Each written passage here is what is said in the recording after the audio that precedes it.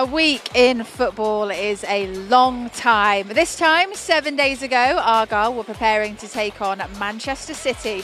Today, simply, they have to beat Sheffield Wednesday. Games are running out and the fight for survival is on.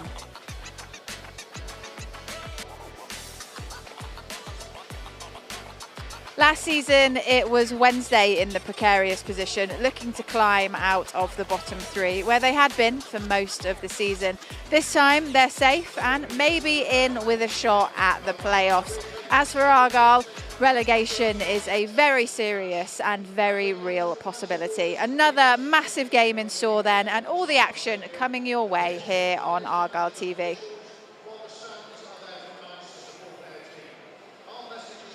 Good afternoon, welcome to sunny Plymouth. I am Erin Black and this is Match Day Live, bringing you all the action ahead of kick-off here at 3 p.m. We've got another very important game for Argyle happening today. Not that every game isn't important, of course, but Tuesday night's loss to Hull means Argyle are staring down the barrel of relegation. They are 6 points from safety now with just 11 games to go. So this situation just got even more real. Match passes for this afternoon's game, both audio and video, are available to purchase over on our website. You want to head over to pafc.co.uk for all of the details on that. And I'm pleased to say, joining me for all the build-up this afternoon is former Argyle ladies captain, Katie Middleton. Hello. It's a tricky one coming into today. Safe to say, based on the chat that we had on the breakfast show earlier, not overly impressed with the performance that we saw against Hull, and you're certainly going to want to see something different happening this afternoon.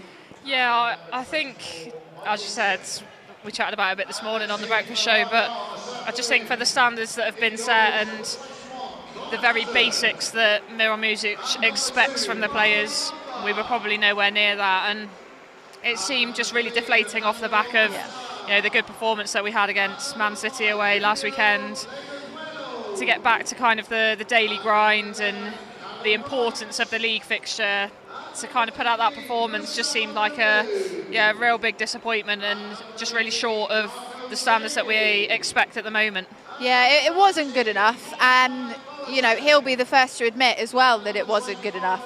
I think he spoke about wanting to players to stick in the correct positions and things like that, and if parts of his plan aren't executed properly, that is where you start to see things go wrong. So he's going to want to address those issues quite quickly in the comeback today.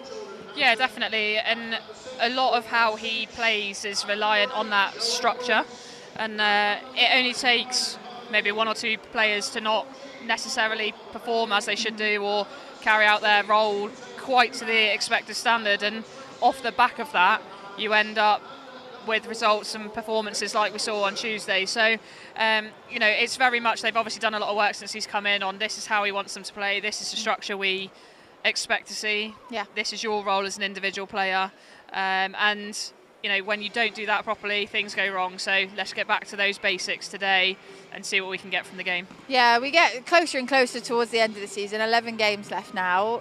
Luckily, amazingly, it is still possible to get out of this, but the margins are growing ever tighter with each passing minute, it feels like. And maybe some of that feel-good factor that everyone was feeling when Miron was appointed is starting to wane a little bit, understandably when you look at where we are in the table. But I think it's probably important for fans to try and cling on to that for as long as possible. Yeah, I think there was obviously a big air of excitement when he came in that potentially things would change, and he, as I said, he has this very set way of playing, which isn't always the most attractive football, but if it works and it gets you results, people think, fine, we stick with it. But when you don't particularly play attractive football and you don't get the results, then fans start to think, well, why are we doing it? Can we play better football? Can we get the ball down on the floor a little bit more and maintain possession? I think when you look at points from the games that Miron's been in charge, I think it's 16 league games, and we've actually only picked up 15 points in that time. So it's not like we've picked up loads of points since he's been in either. although I think it maybe feels like we've been a Yeah. bit better because some results have been better. So Yeah. tricky one.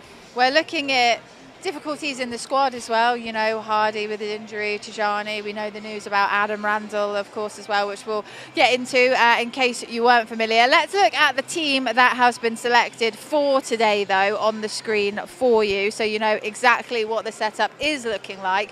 We've got Hazard, Mumba, Ogbeta, Plegathwello, Wright, Bundu, JB, Boateng, Katic with the captain's armband, Sorinola and Talavierov. And on the bench, Grimshaw, Houghton, Suj, Edwards, Hardy, Obafemi, Puhac, Al-Haj and Palson.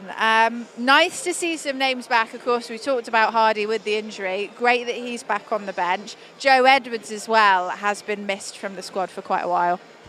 Yeah, big players. I think just Joe Edwards' leadership is something that we've probably missed quite a bit. And obviously, our upturn in fortunes came at the same time as Ryan Hardy hitting a bit of a patch in terms of goal scoring. So those two have certainly been big misses for us. But, we've got enough quality in that squad without them to make a difference. Mm-hmm. And, it's great that they're back on the bench and ready to go. And, should we need them, hopefully can come on and do a job. Yeah, well, Boateng's making his first league start for Argyle. Elsewhere, we've also got Sorinola, who I think, he was a player that you and Aaron spoke about in analysis on the breakfast show. Seems to have come into his form slightly under the guidance of Miron, and it's been performing well, would you say? Yeah, definitely, and I think he's probably been one of our most consistent performers so far this season. I think he's one of those players who it needs to be understood about the way he plays, and that way then you get the best out of him. And I think from a defensive perspective, he's been really good, and he's found his role in that right wing back area, and has managed to kind of cement that as his own recently. Obviously, with Joe coming back, he'll put a bit of pressure on him for that shirt. But I think you've got to give credit to Matty. He's been really good since he's come into the side, and the fans love him because he works hard and he gives his all, and that's what this crowd want to see here. Yeah, you can certainly see him working hard up and down the pitch, and he's also been putting in some pretty good balls, lately. That was one thing that we looked back on during the breakfast show, just, some of those plays that he was able to make. Unfortunately, not able to be capitalised necessarily with equal quality to what he was putting in, but that's great to see. Yeah, and I think we want to see more of that, and I think to enable that to happen, it's very important that we try and retain the ball a bit better, so that we can allow our wing backs to get higher up the pitch and start to be more of an influence from an attacking sense. They do a lot of work defensively, and obviously, from what we know, that's what they do a lot of work on in the training ground. So, can we start to retain the ball better, allow those players to get higher up the pitch and start to really see them delivering balls into the box and making things happen for us. Yeah, it seems like a bit of a counterproductive thing to say, seeing as we're coming here off the back of a 2-0 loss. But defensively, we have seen improvements there. There's been a real concise focus with the new signings and things like that. But it is the other end of the pitch at the minute that does seem to be the worry, because conceding a goal is one thing if you can make up the difference, but it doesn't seem like Argyle's got that form there at the moment. Yeah, I think it's really tricky, and again, the way that he wants us to play is, we very much do a lot of long ball up to Bundu. There's a lot of onus on Bundu to be able to hold the ball up and then players to play off the back of him, which sometimes we don't have those runners in behind. That's what Ryan Hardy gave us when he was hitting that rich vein of form. So it's tricky. We don't always necessarily see the best players. We don't necessarily see the best of our footballing ability. Yeah. But, today's another opportunity to get out there, be solid defensively like he wants us to be, but to try and play a little bit more on the front foot and look more of an attacking threat. Yeah, well, Ogbeta comes in for his first league start since Millwall. Callum Wright replacing Al-Haj. Of course, we've got Ryan and Joe back on the bench. No Adam Randall. He has been given an immediate 3-match suspension following whatever happened after the Cardiff game. So that's one that I think the team will be keeping an eye on over the next coming days as well, because again, he's a player that is a very crucial and core element of the squad. But of course, we've got to concentrate on today, and that is Sheffield Wednesday. They've lost their last 3 matches, and this is the team that they've gone with to take on the Greens today. You've got Beadle, Lowe, Iorfa, Ingleson, Bannon, Windass, Patterson, Ihekwe, Hatsuse, Gassama and Charles.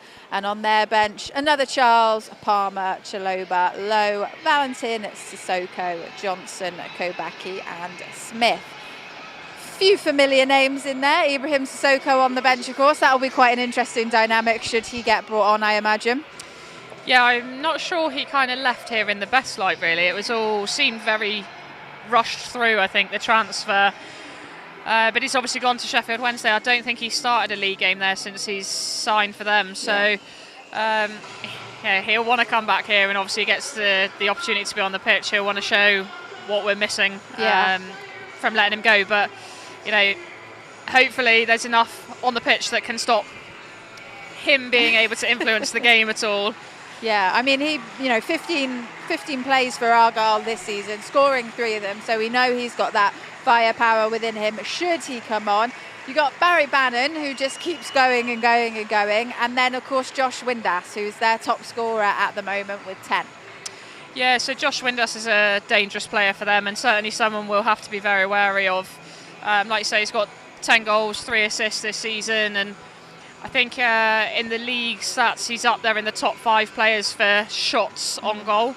So someone who's not afraid to have a go and get himself on the ball in areas where he can make a difference. So he's certainly a player that we're going to need to be wary of today and try and minimise any space that we can give him in between the lines, because he'll try and exploit that as much as he possibly can. Yeah, I mean, they've had a great season. They are starting to stutter a little bit of late, not getting as many goals as previous. So do you think that lack of goals may be a problem for them in the same way it's been a lack of, it's been a problem for us?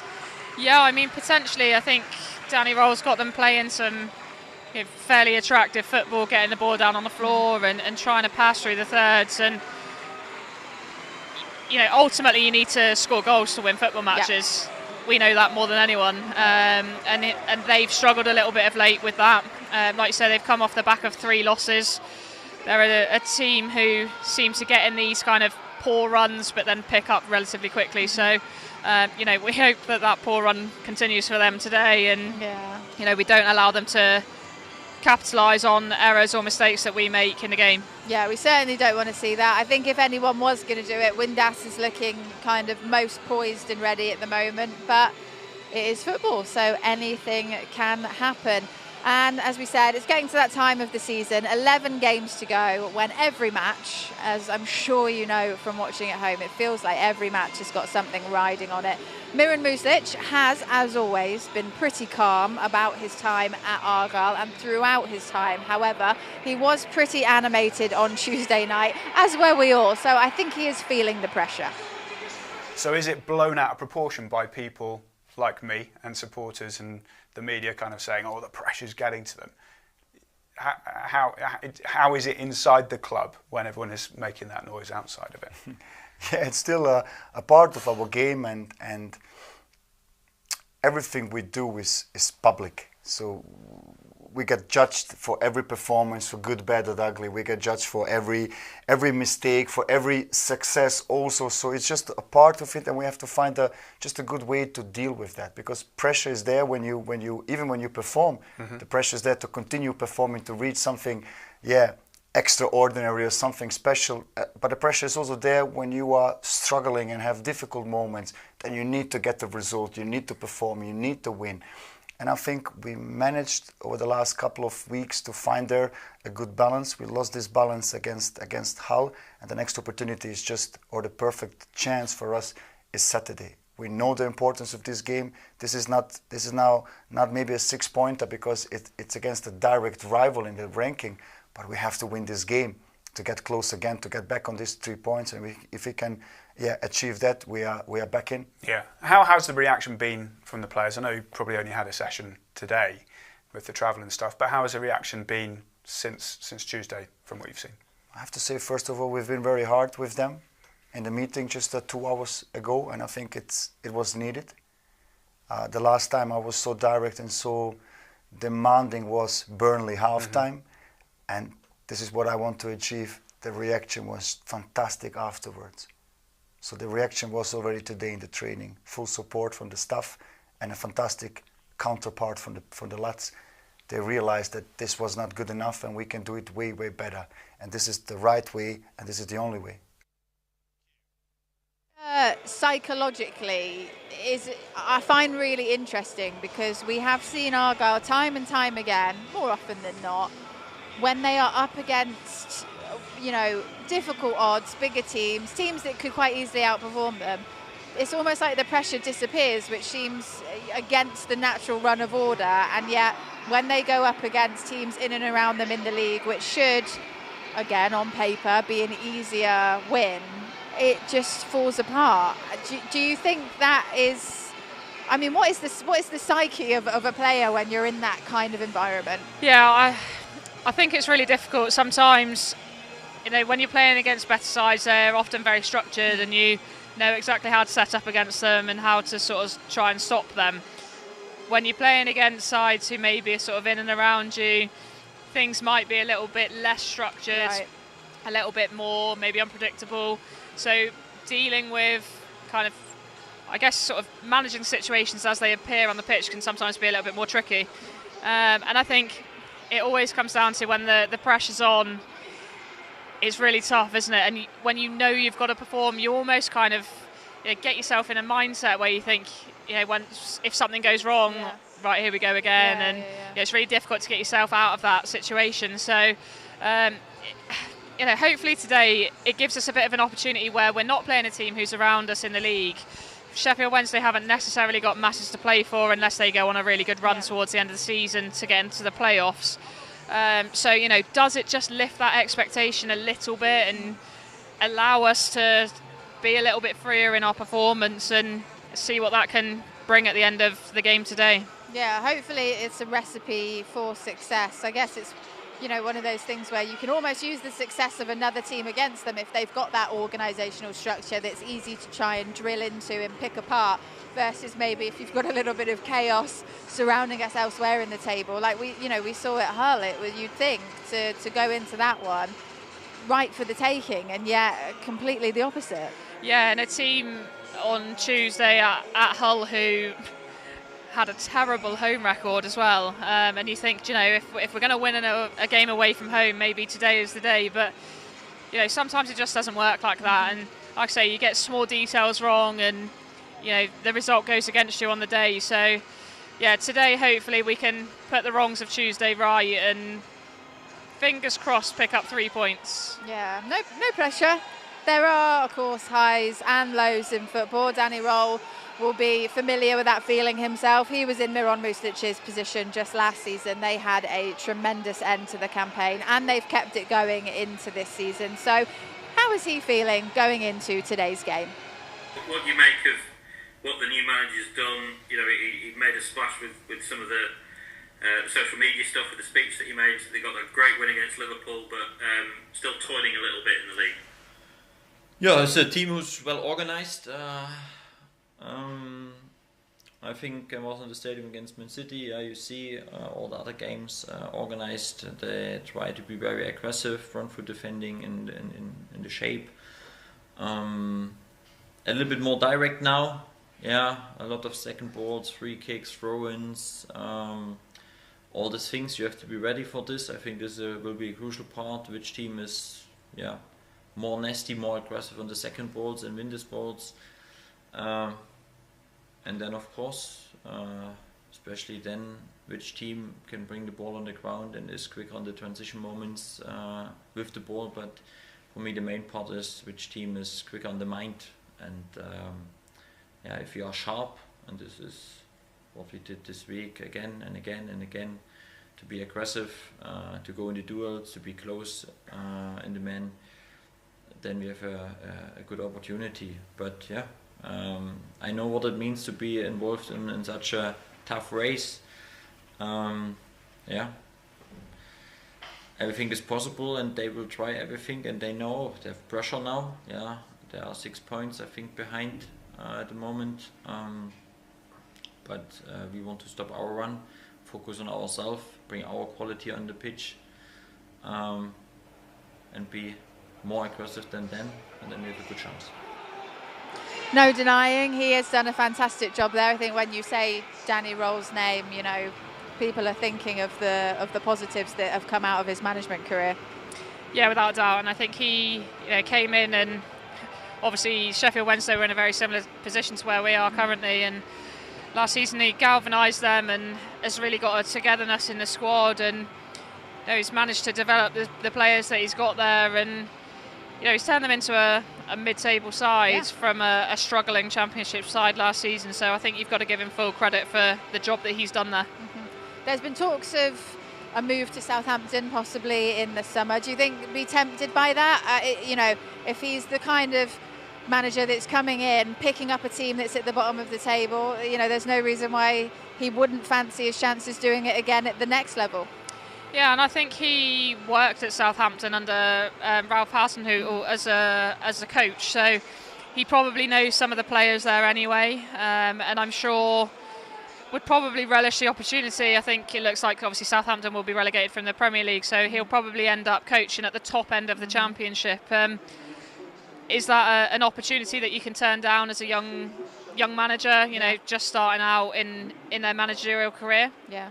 Difficult to know. Yeah, I mean, if that does happen, and you can get a promotion in your Arsenal within the first kind of season taking over, then it's a hard one to pass up. But all remains to be seen. Who knows what's going to happen over the rest of the season? Thoughts about the game today, Katie, before we hand over to the commentary team? Feeling optimistic, reserved? Where are we at? I'm not sure what I feel about anything currently with an Argyle game, so difficult to predict. But, I think we've got to get out at them early today, try and get on top in the game. We've got to give this crowd something to cheer about. Miron's spoken during the week about the crowd being the 12th man, but if you don't perform on the pitch, the crowd won't get behind you. So that's what we need to do, get nice and early into the game, and then this crowd can make a difference. Yeah, absolutely crucial. All 12 men on the team are involved today. We're ready to get going. Your match passes are available online if you haven't got them already. It's Charlie Price and Brian McGlinchey standing by for commentary. Katie and I will be back at half time. We'll see you then.